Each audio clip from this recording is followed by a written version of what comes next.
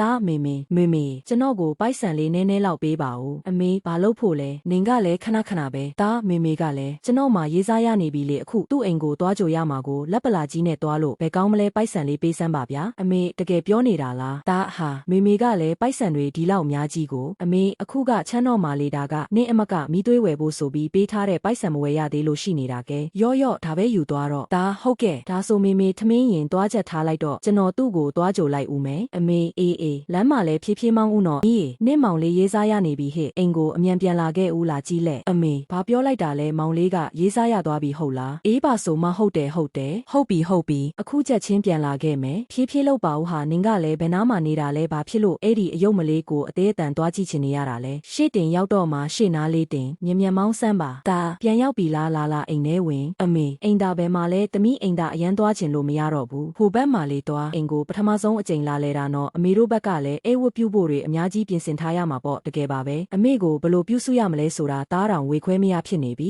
နေဦးတားပေါ်တက်ပြီးသွားယူပေးမယ်ဖေဒါကဘလောက်ကြလဲဟင်အမေဒါတားပထမဆုံးလာတာလေ2000ပဲလားဟာအမေကလည်းများတယ်လို့မပြောနဲ့ဦးတခြားအိမ်မှာဆိုဒါမျိုးက8000လောက်ပေးရတာအခုဟာကတကယ်ကိုနေလုံးလာပြီကဲခဏနေရင်တားအကုန်လုံးတေးချာထုတ်ပိုးပေးခဲ့မယ်မေတားပြန်ရောက်ပြီမေအလိုငါသားလေးပြန်ရောက်လာပြီပဲမေဘာတွေအလုပ်ရှုပ်နေတာလဲဟင်အော်ဟုတ်သားပဲမေမှာလိုက်တဲ့မီးသွေးတွေရောဝယ်လာခဲ့ရဲ့လားဝယ်လာခဲ့တာပေါ့မေရဲ့ပြန်ရောက်ပြီဟိုပြန်ရောက်ပါပြီပြို့ဒီနေ့တော့စောလာချီလာပါဦးအမေသားလေးကိုအားရပါရဖတ်လိုက်ဦးမယ်ဟာမေကလည်းဖတ်တာကတော့ဖတ်တာပေါ့ဒါပေမဲ့ဒီလောက်ကြီးတော့အတင်းမောင်လေးကျွန်တော်ကမရဲ့မောင်လေးမဟုတ်တော့ဘူးလားကျွန်တော်ကိုတသက်လုံးလူပြိုကြီးဘဝနဲ့ပဲအိုသွားစေချင်တာလားပါဆက်ပိတ်ထားစမ်းကျေးဇူးမသိတဲ့ကောင်ဒီပိုက်ဆံကအမေဆေးဘဝကအတွက်စုထားတာနင်ကတော့အလုံးမရှိအကိုင်မရှိနဲ့နေရောညပါအချိန်ဖြုံးနေတာပဲမောင်လေးမလဲတီးရဲ့သားနဲ့ကျွန်တော်မှပိုက်ဆံတပြားမှမရှိတာကျွန်တော်ကမှအမေအတွက်ဆေးမဝယ်ပေးရင်ဘသူကဝယ်ပေးမှာလဲ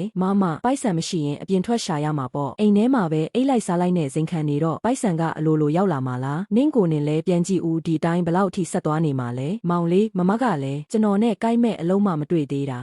တနေ့ကုန်အိမ်ထဲမှာအိတ်နေတဲ့လူကအလုတ်ကောင်းဘလို့လှုပ်ရှာတွေးမှာလဲနေဦးနင်ကဘာလုပ်နေတာလဲငါကနင့်စီပိုက်ဆံလာတောင်းနေတယ်ထင်လို့လားရှောင်းနာတူတာပင်နင့်မှာပိုက်ဆံမရှိရင်သူများသမီးပြိုကိုလိုက်မကြိုက်နဲ့မောင်လေးရှောင်းနာ